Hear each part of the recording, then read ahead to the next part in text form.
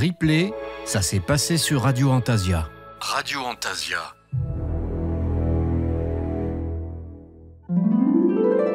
Le boudoir aux poussettes.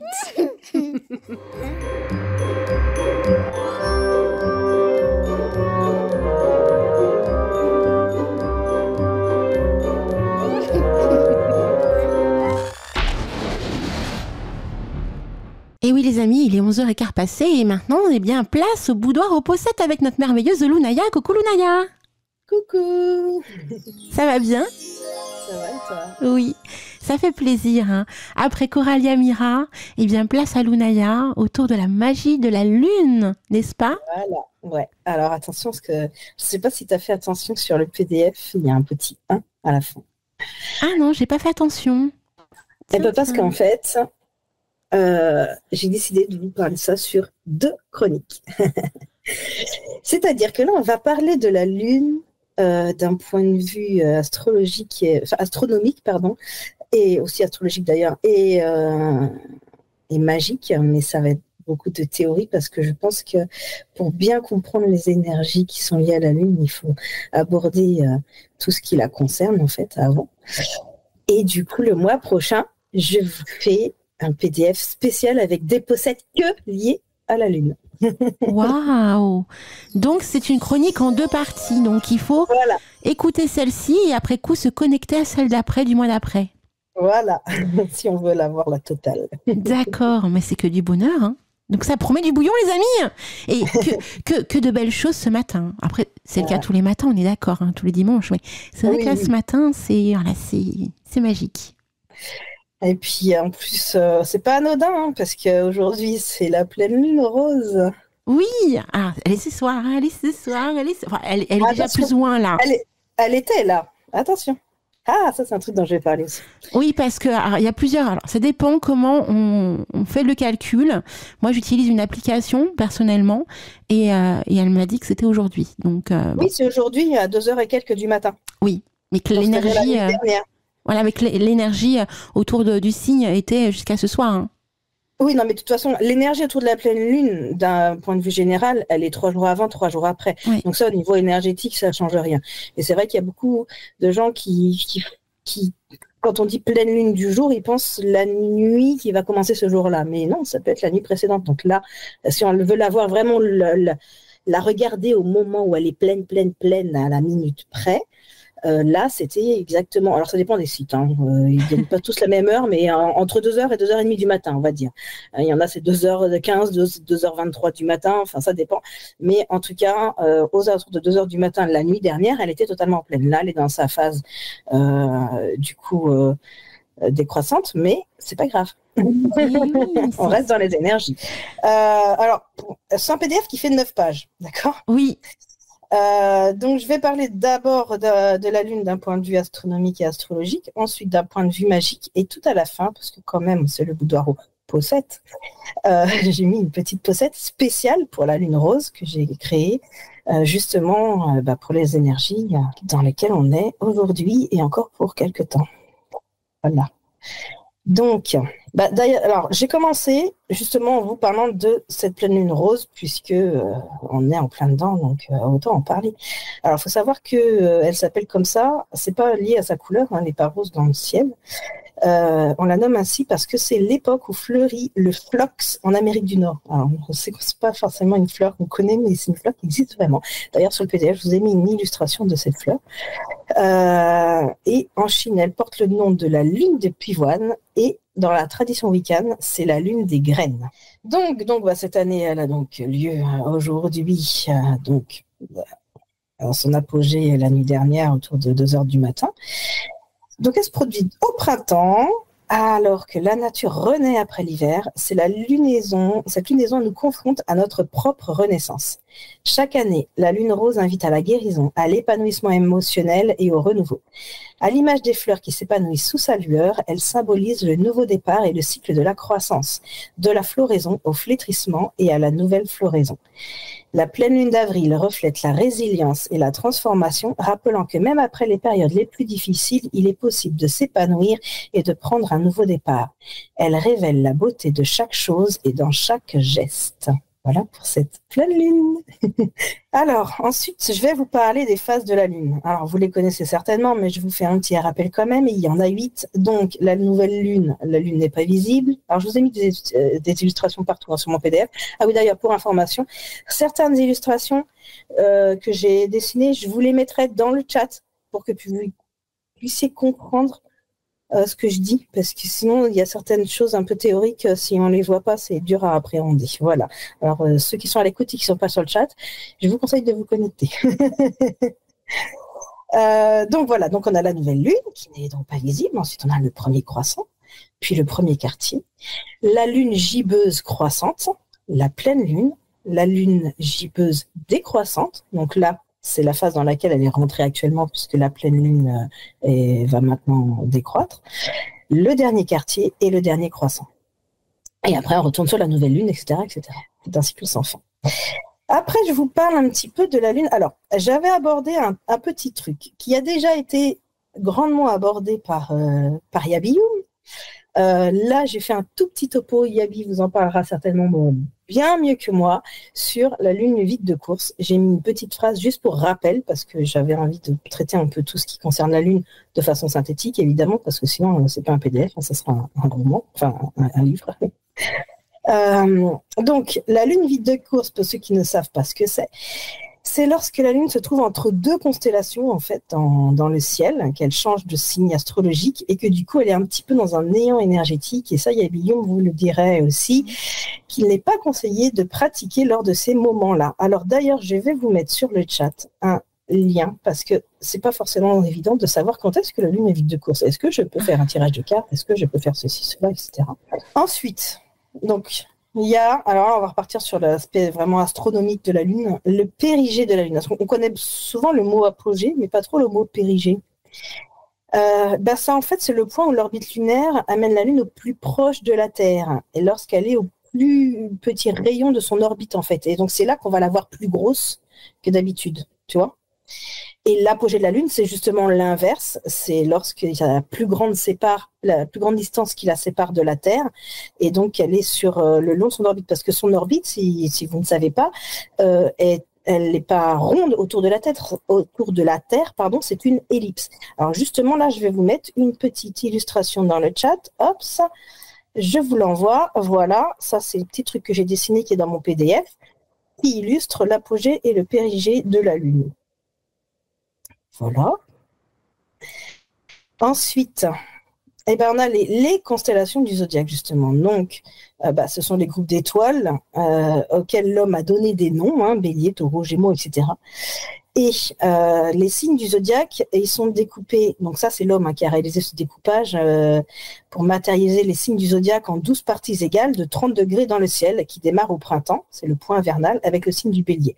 Alors là, sur le PDF, je vous ai donné tous les... les degrés, voilà, mais je ne vais pas vous les lire, c'est un peu rébarbatif, mais si vous les voulez, vous aurez sur le PDF. Mais il faut savoir que ça bouge un petit peu avec le temps, parce que donc il y a environ 2000 ans, le signe et la constellation du Bélier commençaient au même moment à l'équinoxe de printemps. Et aujourd'hui, on constate qu'ils sont décalés l'un par rapport à l'autre. Ce décalage est dû au fait que tous les ans, les signes se déplacent, retardent ou avancent de 20 minutes par rapport aux constellations. Il s'opère ainsi entre eux une très longue rotation. En effet, pour que le début du signe du Bélier et le début de la constellation du Bélier se retrouvent à nouveau au même moment, il faudra attendre une rotation complète, rotation qui durera environ 26 000 ans et que l'on nomme l'année platonicienne. Donc, on n'est pas prêt de la revoir tout de suite. C'est pourquoi la Lune peut se retrouver dans une constellation et un signe du zodiaque différent en même temps. Tu comprends? Ah, tu m'apprends un truc là, je ne savais pas. Eh ben oui, parce qu'en fait, tout bouge dans l'univers, rien n'est figé. Donc, du coup, et c'est pour ça aussi, je ne sais pas si tu as entendu parler depuis quelques années, on parle beaucoup du signe du Serpentaire. Oui, Serpentaire, oui. c'est ça, Serpentaire. Oui, Serpentaire, oui. Ouais, le 13e signe. C'est ça. Et en fait, comment? Qui fait que votre signe, c'est peut-être pas votre signe.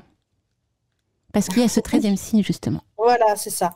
Et il réapparaît ces dernières années justement parce que comme les constellations, elles ont bougé, en fait, on se rend compte qu'il y a cette constellation qui réapparaît un petit peu dans le ciel. Et bon, ça pose question. Après, je ne me suis pas trop intéressée au sujet à proprement parler, mais bon. Blague à part, j'ai oublié de le dire parce qu'on en a parlé, mais après j'ai mis un lien, je reviens juste, dans le chat pour avoir les jours et les heures de la lune vide de course, si on s'y intéresse. J'ai oublié de le dire. Donc ensuite, donc la lune et les constellations. Donc au moment où la lune passe devant une constellation, elle active les influences qui sont propres à cette constellation. Et donc, il y a des influences liées, tu en as parlé, aux éléments, aux signes astrologiques, et aussi, parce que ça, c'est quelque chose auquel moi, je me suis beaucoup intéressée et que j'ai mis dans le PDF, par rapport à l'agriculture, ou à son potager, on n'est pas obligé d'être agriculteur professionnel. Et donc, par exemple, lorsque la Lune est dans un signe, devant une constellation du feu, donc le Bélier, le Lion, le Sagittaire, ça active l'activité des plantes se polarise surtout sur l'élaboration des fruits et des semences. Et donc, c'est une bonne date pour encourager la production, le travail et le semis des tomates, des haricots, des pois, des pommes et des céréales de toutes sortes. Ensuite, quand elle est dans une constellation de terre, c'est-à-dire Taureau, Vierge ou Capricorne, la plante privilégie les racines et les écorces. C'est le moment de s'occuper des carottes, des pommes de terre, des asperges, des céleris, des panais et autres légumes poussant dans le sol.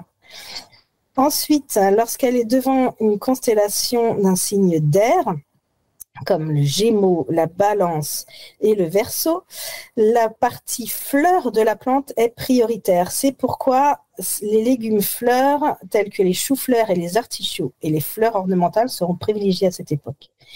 Et enfin, l'eau, lorsqu'elle est devant une constellation d'eau, Cancer, Scorpion ou Poisson, l'activité de la plante favorise les feuilles. Ce sont des périodes utiles pour développer des organes foliaires, des salades, des épinards, des bêtes, etc. Et après, la lune et les signes. Alors, c'est un peu complexe. J'ai essayé de synthétiser tout ça parce que je ne vais pas écrire un livre. Donc, les éléments qui configurent la nature des signes du zodiaque agissent sur les qualités fondamentales, chaud, froid, sec et humide, en les conjuguant. Donc, le chaud, je vais vous mettre une illustration. Là, je vous la mets tout de suite, d'ailleurs, si vous voulez suivre ce que je vais vous dire. Hop, alors, tac, tac, c'est cette illustration-là. Je l'envoie dans le chat. Ah oui, c'est un PNG, mais... Ah, non, vous n'allez pas voir. Bah, attends. Je vais la remettre en JPEG vite fait pour vous la mettre... Si, on voit une photo, là. Feu, R-T-R-O. Oui, mais on ne voit pas chaud, sec, humide, parce que c'est écrit en noir sur noir. Quand tu ouvres... Ah oui. On le voit dans le chat, mais quand tu ouvres, on ne le voit plus, effectivement. Voilà, c'est ça. Tu veux que je le fasse pendant que tu papotes ? Si tu veux. Vas-y, mets-le en JPEG si tu sais comment faire. Oui. Alors, donc le chaud a tendance à favoriser le métabolisme en général. Le froid freine les transformations métaboliques. Le sec concentre la sève et aide à résister à l'humidité extérieure. Donc là, on parle toujours d'un point de vue botanique, agriculture, etc.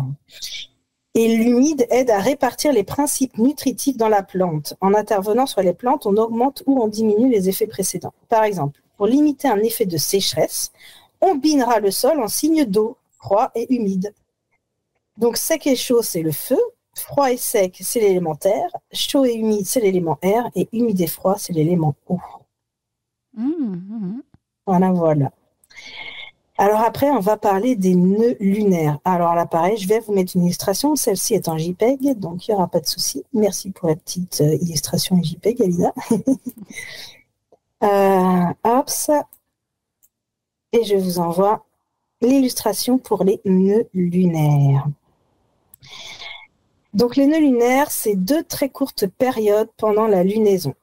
La Lune, elle croise le plan de la rotation de la Terre autour du Soleil 2 fois par mois lunaire. Donc là, sur l'illustration que je vous ai mise, vous voyez bien que la Terre, il y a le Soleil qui a son ellipse et la Lune qui a son ellipse, mais vous voyez qu'il n'est pas dans la même inclinaison que celle du Soleil. Et c'est là qu'on va avoir des petites choses qui se passent dans le ciel après. Donc, au passage, tu as fait un travail de ouf quand même. Vous verrez le plan, il y a des illustrations de ouf. Là, je vous en partage quelques-uns sur le chat, mais ça pullule d'illustrations pour comprendre. Et c'est vraiment bien. Merci. Bah oui, parce que sinon, c'est des choses, c'est assez visuel aussi. Alors, il faut pouvoir, pour comprendre. Si on n'est que sur du texte, c'est complexe quand même. Alors, je sais plus où j'en étais arrêtée, je vais peut-être me répéter, mais c'est pas grave. Donc, la Lune, elle croise le plan de la rotation de la Terre autour du Soleil 2 fois par mois lunaire. Le nœud lunaire ascendant est le point qui correspond au moment où la Lune coupe l'écliptique plan de rotation de la Terre autour du Soleil lors de sa course autour de la Terre dans le sens sud-nord. Ok ? Le nœud lunaire descendant est le point qui correspond au moment où la Lune coupe l'écliptique lors de sa rotation autour de la Terre dans le sens nord-sud. Ce parcours entre deux passages consécutifs de la Lune au même nœud ascendant ou descendant est appelé révolution draconitique. Pas draconique. Donc, quand la pleine Lune ou la nouvelle Lune ont lieu au moment d'un nœud, il y a une éclipse de Lune ou de Soleil. Lors de ces passages au nœud lunaire, les plantes sont perturbées, alors que les nœuds soient ascendants ou descendants ne jardinez pas 5 heures avant ou 5 heures après les horaires indiqués dans le calendrier. Les observations négatives les plus couramment relevées sont une mauvaise germination des semences, une croissance des plantes ralentie, voire déformante, une fragilité et une sensibilité accrue aux maladies. Alors attendez plutôt que le calme soit revenu.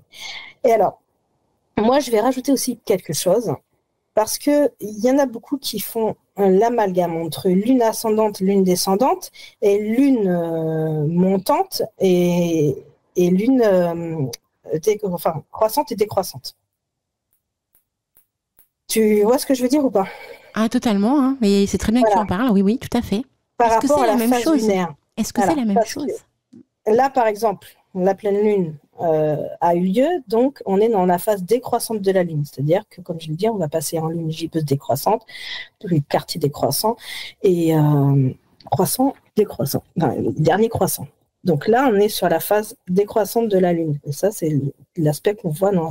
Mais, alors, je ne vais pas regarder où est-ce qu'elle en était dans l'ascendance ou la descendance actuelle aujourd'hui, mais elle peut être en même temps dans une phase ascendante, c'est-à-dire sur son ellipse, en fait, de rotation autour de la Terre.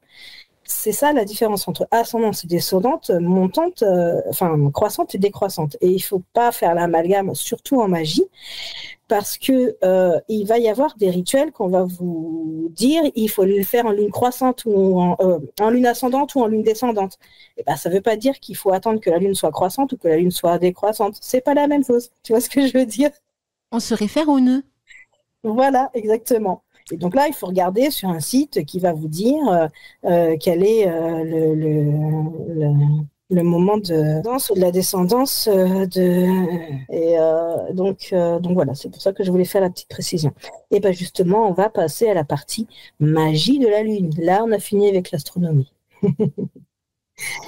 Donc, je vais vous parler des énergies propices à la magie en fonction. Alors, il y a en fonction des différents types de lune un petit peu extraordinaires, des phases de la Lune et de chaque pleine lune de l'année. Je vous ai tout décortiqué. Donc, on a 3 types de lunes que j'ai appelées lunes extraordinaires, on va dire, puisqu'on a d'abord la pleine lune bleue. Donc, pour la pleine lune bleue, ceux qui ne savent pas ce que c'est, il s'agit de la 13e pleine lune de l'année. Et on en a eu une là en 2024, comme 13 nouvelles lunes aussi, nous avons eu, tu te rappelles ? Donc, elle s'appelle comme ça, mais pareil, elle n'est pas littéralement bleue. Alors, comme je vous ai dit, il y a eu une année où elle a été bleue pour une histoire de cendres dans l'air qui a rendu cette lune bleue, mais on ne la voit pas bleue chaque année. Elle est propice à l'efficacité au travail et pour recharger les batteries et atteindre ses objectifs. La lune noire. Alors, la lune noire, c'est pas seulement une nouvelle lune, puisqu'évidemment, la lune noire, la nouvelle lune, on ne la voit pas, donc on peut appeler ça une lune noire. Mais en fait, c'est la 2e nouvelle lune d'un mois calendaire, parce que ça peut arriver que sur un même mois, du 1er au 30, au 31, il y ait 2 nouvelles lunes. Et donc, la 2e s'appelle la lune noire. Elle est propice à la purification, au lâcher-prise et pour poser des nouvelles intentions. C'est l'occasion de découvrir sa vraie nature et d'écouter sa voix intérieure, d'identifier ce dont vous avez besoin. Ensuite, il y a les éclipses de lune. Eh oui, c'est extraordinaire aussi. Elles invitent à la transformation. C'est une période de transition qui marque la fin d'un cycle et l'arrivée de profonds bouleversements. De vives émotions peuvent survenir, c'est pourquoi il est conseillé d'attendre quelques jours que les énergies retombent avant de prendre des décisions importantes. Ensuite, on a les phases lunaires. Donc, sur la lune décroissante, c'est la phase lunaire propice à la purification, et donc là on est dedans en ce moment, pour éliminer à la racine les expériences négatives qui ont induit une énergie négative. Les pierres conseillées pour ce type de rituel, ça va être la jaspe unakite, l'angélite, l'obsidienne, la pédalite, la tourmaline noire et la calcite. Ensuite, eh bien, la pleine lune. Donc ça, c'est la phase lunaire propice au rechargement des énergies, ça on le sait en général, et pour tout objectif spécifique et important. Et les pierres conseillées sont le quartz, la sélénite et évidemment la pierre de lune. La lune croissante, donc c'est la phase de la lune propice pour commencer tout projet personnel, renforcer ou acquérir des partenariats avec d'autres personnes et améliorer le bien-être physique. Donc quand je dis des partenariats avec d'autres personnes, ça peut être sur un point professionnel, sur un point amitié ou même amoureux, enfin tout ce qui va être de l'ordre de la relation avec une autre personne. Cette phase est propice à l'action et c'est pourquoi elle connectera vos intentions directement avec l'univers. Les pierres conseillées sont l'émeraude, la pierre de lune arc-en-ciel, la citrine, la cornaline, la fluorine et la nuumite. Et enfin, la nouvelle lune. Là, c'est la phase propice pour imaginer tout ce que vous désirez dans la vie, ce qui vous permettra de commencer de nouveaux projets et ainsi attirer à vous ce que vous souhaitez dans votre vie. Les pierres conseillées sont le quartz clair, l'obsidienne, la tektite, la iolite, la pierre de lune noire et la labradorite. Et puis, maintenant, on va passer aux pleines lunes au fil des mois. Donc là, pour cette partie-là, pour chaque mois, il y a une petite incantation. Voilà, évidemment, c'est une proposition, vous en faites ce que vous voulez. Je ne vais pas vous lire les incantations. Si vous voulez, vous me demandez le PDF ou vous prenez le PDF sur le Tipeee si vous avez un compte Tipeee. Mais je vais vous parler juste de chaque lune au mois de janvier. C'est ce qu'elle représente en termes d'intention. Au mois de janvier, n'importe quoi. Pour chaque mois, pardon. J'ai lu en même temps. C'est pas grave. Je répète ce que je lis. J'ai rien dit, j'attendais que tu rebondisses. Alors, donc, au mois de janvier, c'est la lune du loup ou la vieille lune. C'est pareil, je vous ai donné tous les noms qu'on donne à chaque lune.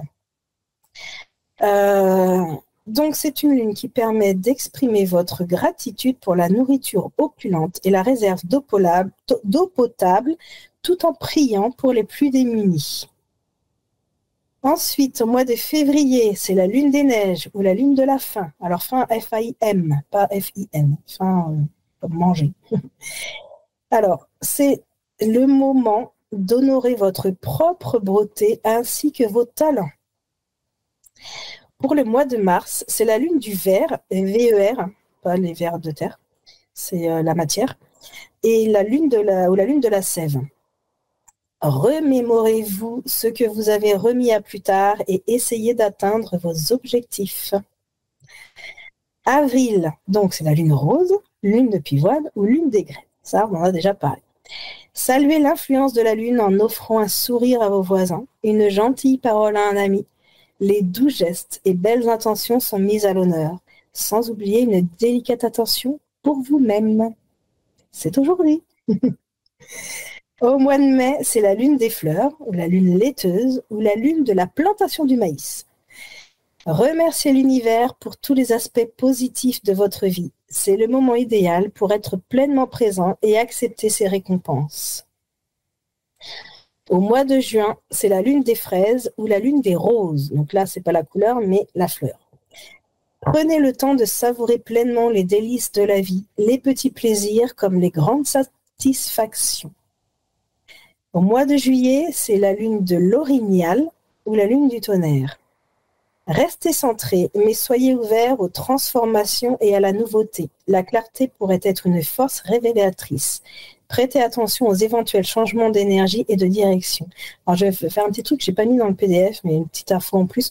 Pourquoi la lune de l'orignal ? Voilà, là, c'est l'orignal, mais ça peut être aussi du cerf, etc. En fait, c'est le moment où les cervidés ont leur bois qui pousse. C'est pour ça qu'on l'appelle comme ça.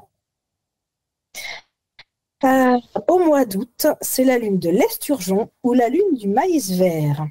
Demandez à la lune d'éclairer les signes d'abondance dans votre vie. Faites des réserves de ce qui vous fait défaut et commencez à récolter ce que vous avez semé. Au mois de septembre, c'est la lune des moissons ou la lune de l'orge. Réfléchissez ce que vous n'avez pas encore eu le temps d'accomplir. Imprégnez-vous de l'énergie de la lune pour éclairer votre chemin. C'est une nuit idéale pour danser au clair de lune sans aucune retenue.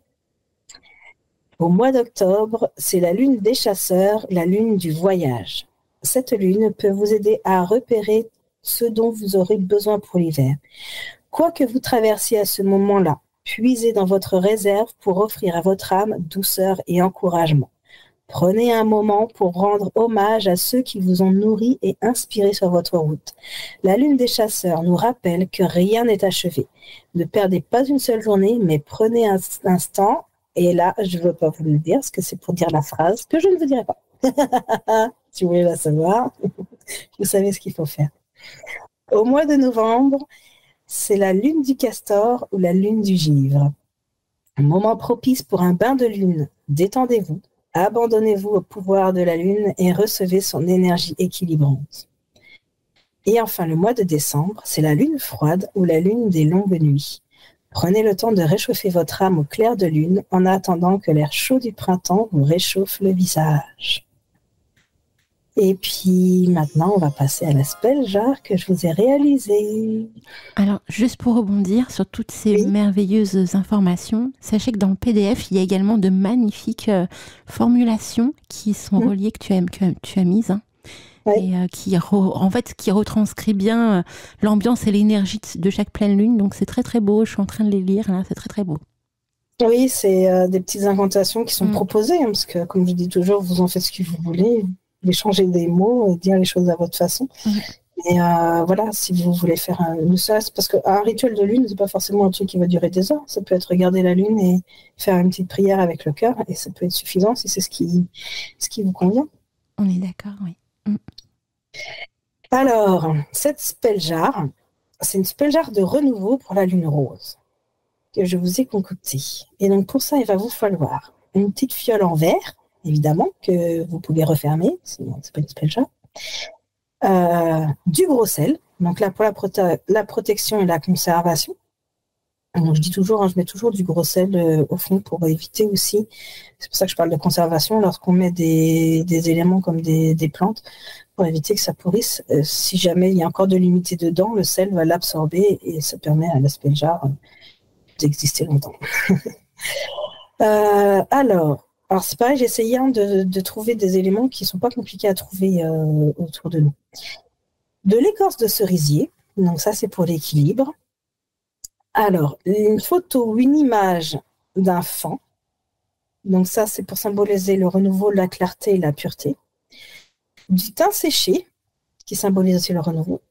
Du fenouil séché pour la force.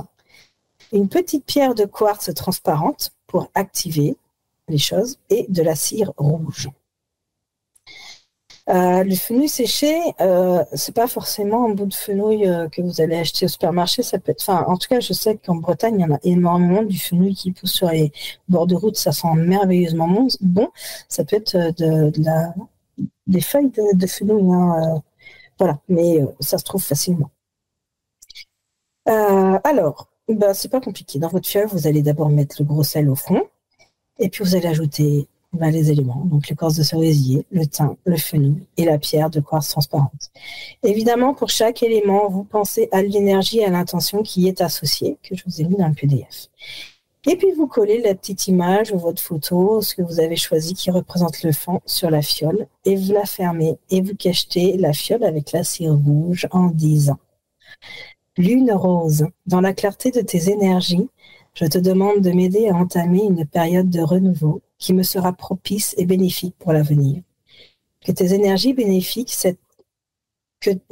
dans cette spell jar, j'ai oublié un mot, je vais corriger mon PDF, dans cette spell jar, et active mon souhait. Ainsi soit-il, Awen. Alors, pareil, moi je mets toujours Awen à la fin, mais vous mettez ce que vous voulez. S'il y a des mots qui vous plaisent pas, vous les modifiez, enfin peu importe. Hein. En relisant ta phrase, pour moi, tu n'as pas oublié le mot, que cette oui, énergie je viens de voir, bénisse... c'est que tes énergies bénissent cette spell jar et active mon souhait. Donc tu n'as rien oublié. Voilà, c'est bon, tout va bien, c'est juste moi qui ai bugué en lisant. C'est pas grave. On arrive à la fin du PDF. Oui. Non, en plus, c'est super beau. Puis, tu marques au niveau inspiration, etc. Donc, c'est très, très bien. C'est vraiment un très joli PDF à chaque fois que Lunaya vous prépare. Donc, contactez-la vraiment pour avoir déjà le visuel de tout ce qu'elle vous explique oralement à la radio. Chaque PDF a vraiment un sens. Vous pouvez même le rajouter dans vos grimoires, les imprimer en couleur ou pas. Ça donne vraiment une petite touche supplémentaire, je trouve, à notre grimoire ou à notre carnet d'expérience. Donc, voilà. Je ne sais pas si vous le faites, les amis, si vous imprimez les PDF que la chouette équipe vous propose à chaque fois. Mais moi, je sais que à chaque fois, c'est du bonheur. Je me suis créé un petit classeur et voilà. Donc, je regarde un petit peu quand j'ai besoin. Je prends et je teste. Ouais. Moi, je fais pareil. C'est pas un classeur, j'ai tout mis dans un grimoire en ancienne, en fait. D'accord. Parce que, par contre, j'ai une question à te poser. C'est plus au niveau pratique. Enfin, c'est vrai que moi, je le mets dans un classeur parce que tant que j'ai pas testé, moi, je mets dans mon petit grimoire tout ce que j'ai testé. Ah oui. Tu vois, c'est pour ça. Donc, j'ai pas le temps de tout tester, bien sûr. Sinon, ce serait tellement merveilleux de faire ça tous les jours. Mais voilà, on teste quand on en a besoin aussi, surtout. Mais parfois, il y a des petits trucs comme ça, super mignons, super sympas, qui peuvent nous aider à passer le cap. Et t'en donnes beaucoup et elles sont juste à chaque fois hyper bénéfiques, hyper simples aussi à faire. On n'a pas besoin de beaucoup d'ingrédients. Et tout compte au niveau de l'intention, du moment, etc. Donc, c'est vraiment beau. Et c'est très inspirant aussi, les petites phrases que tu mets à chaque fois. Donc, il ne faut pas hésiter, les amis, à tester de votre côté. Puis avoir de vos retours. Savoir si le test là, spell jar de ce matin, transmis par Lunaya, vous l'avez testé, qu'est-ce que vous avez ressenti. C'est important, Enfin, moi, ça me fait super plaisir de savoir, je sais pas si quelqu'un m'envoie un message, tiens, j'ai testé telle possette, c'est passé ci, c'est passé ça, ou ça n'a rien passé, ou enfin voilà, je veux dire, c'est... Ou même avoir des informations complémentaires, tu as dit ceci, mais est-ce que si je le fais à tel moment, voyez ? Oui, voilà, tout à fait, ouais. Donc super, ma très chère Choupinette. Donc le mois prochain, c'est la suite, mais là, c'est que des possettes. Voilà, c'est que des possettes. Et alors, d'ailleurs, c'est pour ça, il n'y a pas eu d'intro aujourd'hui. Il n'y a pas eu d'intro RP, donc ça, c'était un choix. Parce que je savais que le PDF était long et que donc je voulais avoir le temps de donner le maximum d'informations en direct. Et aussi parce que j'aime pas faire les choses en brouillon et que, comme tu sais, ces dernières semaines ont été un petit peu rock'n'roll pour moi et que du coup, je me suis dit non, c'est que ça doit être comme ça. Il n'y aura pas d'intro RP cette fois-ci, mais le mois prochain, on va se rattraper, vous inquiétez pas. Ok. Ouais, parce qu'il y a des petits trucs qui se préparent quand même. Oui. Elle nous donne des tips, là. Elle nous donne envie de revenir le mois prochain. Tiens, à vous de deviner avec qui. Alors, je dirais Mimi. Je sais pas pourquoi, je sens Mimi. Ouais, je sais pas pourquoi. Parce que je sais que Mimi aime particulièrement la lune, comme beaucoup d'entre nous, mais je sais que ça porte vraiment au cœur de Mimi. D'ailleurs, on lui fait plein de bisous à notre Mimi chérie, au passage. Donc c'était pas Mimi. Mais l'appel est lancé. Non, mais ça peut être inclus en plus. Il n'y a pas de souci. Non, mais parce qu'on a un petit truc en cours quand même, tu te rappelles? Et bien sûr qu'on a un truc en cours. On a toujours des trucs en cours sur Antasia, sachez-le. On n'arrête pas. Mais non, c'était vraiment magnifique. Et puis, alors, j'ai hâte de découvrir tes jolies possettes le mois prochain. Parce que bon, quand on parle de la lune dans notre cheminement, c'est vrai qu'on est tous happés par la lune, son énergie, etc. Et c'est la base. Voilà, si vous n'avez jamais pratiqué, mais que vous vous intéressez à cet univers, connectez-vous à la lune, vraiment. Moi, je sais pas pour toi, hein, mais moi, quand j'ai débuté dans cet univers-là, je ne ressentais pas du tout de base les énergies de la lune. Hein, pour vous dire, je dormais comme un bébé en pleine lune. J'ai jamais vraiment eu l'occasion. Je la regardais dans le ciel comme beaucoup, hein, mais je me suis jamais intéressée réellement à elle. Et c'est quand j'ai commencé réellement le cheminement, hein, en 2013, où j'ai commencé à associer chant et puis lune, hein, que là j'ai commencé à vivre et à vibrer lune. Donc il faut lui parler, il faut être dehors, il faut la voir, il faut sentir son énergie. Il y a tout un travail de fond qui doit s'opérer, hein, si ça vous parle, ça vous happe. Et moi j'ai vraiment commencé à me connecter à ça grâce à Demoiselle Étrange. Hein. Mes débuts c'était Demoiselle Étrange et c'est elle qui m'ont appris comment s'y connecter réellement. Donc faut pas croire que parce que aujourd'hui vous débutez, que vous ressentez rien au niveau de la lune, qu'il se passe rien. Ça va se passer parce que, à mon sens, après c'est ma vision, mais je trouve c'est vraiment l'astre en lui-même, enfin le plus beau qui soit en fait, de tout. Après le soleil aussi, bien sûr, hein, on est d'accord. Mais je sais pas pourquoi, mais la lune c'est juste un truc de ouf. Alors qu'au début, moi je dormais comme un bébé. Hein. C'était ton cas ou pas? Ou t'as toujours eu cette connexion depuis ton plus jeune âge? Moi après c'est vrai que le truc c'est que je suis née en période de pleine lune. Oui, mais tu le savais pas au départ que tu étais née en période. Non, je ne savais pas, mais d'ailleurs, je l'ai toujours su. Parce que ma mère me l'avait dit, tout simplement parce que, en fait, il s'est passé plein de choses cette nuit-là, à la maternité.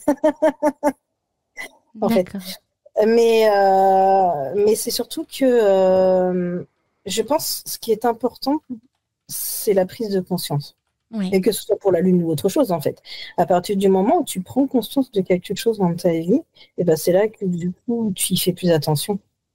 Et oui, une fois, c'est ça, une fois conscientisé, c'est ça en fait. Ouais. Voilà. Donc, du coup, c'est parce que. Alors, moi, c'est pas toutes les pleines lunes. Là, tu vois, par exemple, je dors très bien en ce moment sur cette pleine lune-là. Bon, après, je suis bélier, alors c'est peut-être. Je sais pas. Parce que ça aussi, c'est vrai que c'est compliqué, en fait. On croit que c'est compliqué. Bon, ça l'est plus ou moins, mais c'est suivant ce que vous voulez vraiment faire. C'est-à-dire, quand on débute, on n'est pas là en train d'aller vérifier si on est en jour de terre, air au feu. On n'est pas là en train de vérifier si la pleine lune, elle est en scorpion ou en balance. On n'est pas là à faire ça. Déjà, il faut la ressentir. Donc déjà, si vous faites ce travail de connexion avec elle, juste vous mettez par la fenêtre et vous la regardez, vous la contemplez, vous lui parlez. Rien que ça, déjà, c'est un super début. Faire peut-être des méditations, voir ce qui se passe à l'intérieur de vous. Dormir comme un bébé, c'est tout à fait possible aussi, hein, dormir comme un bébé en pleine lune. Il y en a qui ont une connexion plus intense avec la nouvelle lune, par exemple. Vous voyez ? Donc, il y en a qui sentent vraiment une énergie très forte en nouvelle lune et qui la sentent pas en pleine lune. Ça, c'est chaque personne, ça leur est propre, en fait. Hein. Et moi, ce qui croit en plus à fond en astrologie, je pense aussi que le placement de nos planètes au moment de notre naissance donne une reliance. C'est ce que j'allais dire. Voilà. Oui, c'est ce que j'allais dire justement. Donc, s'il y a des personnes qui nous écoutent et qui sont par exemple plus attentifs, qui ressentent plus de choses de la nouvelle lune, vous pouvez taper sur internet la date de votre naissance et en rajoutant la lune, le temps. Moi par exemple le 1er avril 1980, je sais que j'étais dans l'énergie de la pleine lune. Donc vous trouverez les calendriers lunaires même de 1900, hein, donc vous pourrez trouver cette information. Alors je confirme, et en plus, alors pour info, c'est bien que tu en parles, ma très chère Lunaya, de ça, c'est que moi j'ai découvert ça avec Mimi. Avec Mimi, un jour on papotait et tout, on parlait justement des effets de la lune sur nous, et c'est Mimi qui m'a donné l'idée de taper ma date d'anniversaire, et c'est comme ça que moi j'ai découvert, en étant née ce 16 octobre-là, que j'étais née presque pile poil, hein, à quelques pourcents près, au moment du premier quartier. C'est-à-dire vraiment le moment pile entre nouvelle lune et pleine lune. Donc entre ombre et lumière. Et vous savez, ce qui est dingue, quand vous percevez ça, vous vous dites, mais attends, mais ça rentre en totale corrélation avec tout ce que je vis depuis le début de ma vie. C'est-à-dire que je me suis toujours sentie entre ombre et lumière, entre caché, secret et exposition, tu vois. Mais dans tout, en fait, hein, même dans ma musique, dans tout. Et toi, le fait que tu sois née en pleine lune, on voit bien qu'il y a une appétence très forte, hein, autour donc de ces énergies. Il y a les plantes, il y a la Bretagne, il y a tout ce côté un peu mystique relié au cheminement qui s'opère.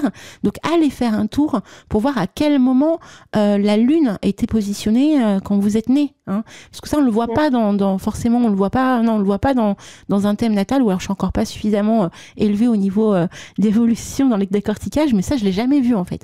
Il faut vraiment taper, c'est pour ça, merci Internet, hein, parce que grâce à Internet, peu importe la date où vous êtes né, vous savez à quelle phase de la lune était au moment de votre naissance. Et il y a aussi un autre truc qu'on perçoit pas. Tu n'en as pas parlé, mais on nous dit vous êtes né telle date. Sauf que quand on papote et tout avec nos parents, etc., on se rend compte effectivement que on devait être né à une autre date. Moi, je devais être né une semaine avant, et je suis restée une semaine de plus. Et moi, c'est le contraire. Ah bah voilà. Et bah moi, je devais être née à la nouvelle lune en fait, et j'ai décidé de naître au moment du premier quartier. Tu vois. Donc il y a ça aussi qui peut s'opérer. Vous voyez. Donc ça aussi, il faut le prendre en corrélation pour apprendre à se connaître encore une fois et à connaître sa pratique. Et je remarque aussi autre chose, je sais pas si tu le fais, mais j'imagine que oui. Quand vous connaissez après coup la phase lunaire de votre naissance, bah il y a tout un tas de pratiques que vous allez commencer à créer dans votre quotidien autour de cette phase-là. Donc si par exemple comme Lunaya, vous êtes né en pleine lune, bah il y a certains arts magiques que vous allez mettre en place naturellement. Si vous êtes comme moi né en premier quartier, eh bien vous allez vouloir créer tout un rite autour de ce premier quartier.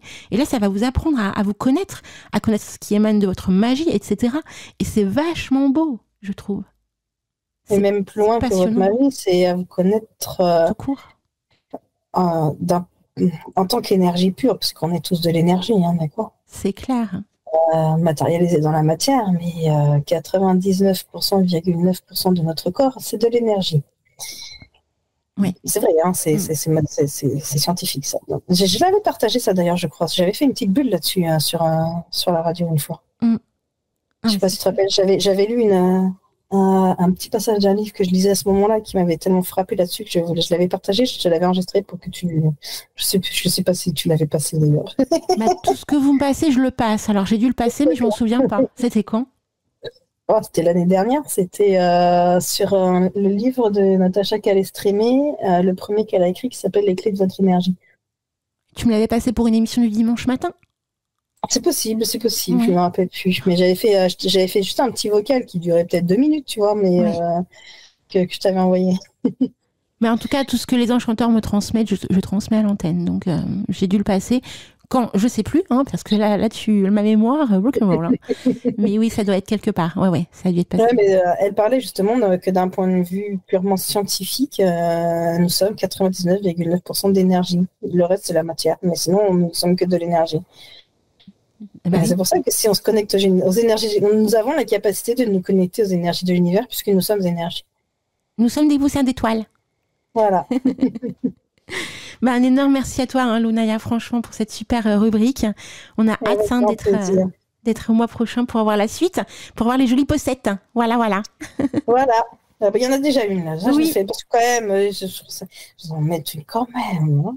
Spéciale pour vous et pour aujourd'hui ou demain, enfin les énergies de cette nouvelle lune, pleine lune, pardon.